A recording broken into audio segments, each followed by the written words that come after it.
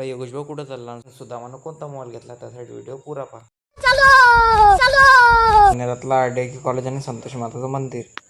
मी आलतो योगेशला ऑटो पर्यंत सोडाले. आता वाजले 11 आणि योगेश भाऊ चालला आपला अमरावती पेपर सोडाले.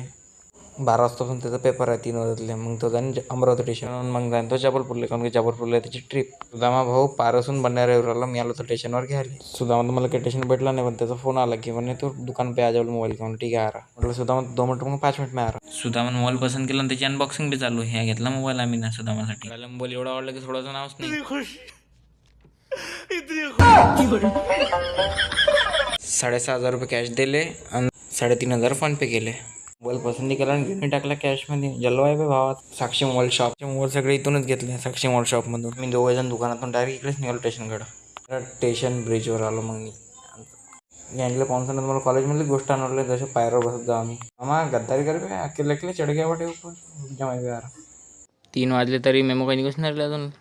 तुम्ही म्हणे अविनाश राहतो ना व्हिडिओ पाहत असतो ना भाऊनी. तो आपले व्हिडिओ पाहत असतो, त्यांना आपल्याला फॉलोच नाही केलं तर मग त्यानं फॉलो केलं. आपल्या गडी मूर्तीच्या पुढचा पेपराला आला होता. आपल्याला ट्रेनमध्ये भेटला फॉलोवर आपला गडी. सुद्धा कोणत्या डब्यातून बसला काय माहीत. निघाली बरं ट्रेन आपली आता. भावान बहिणीनं आपल्या आयडीला फॉलो करून याच्याने खतरनाक व्हिडिओ येणार आहे अजून. फॉलो करा ना.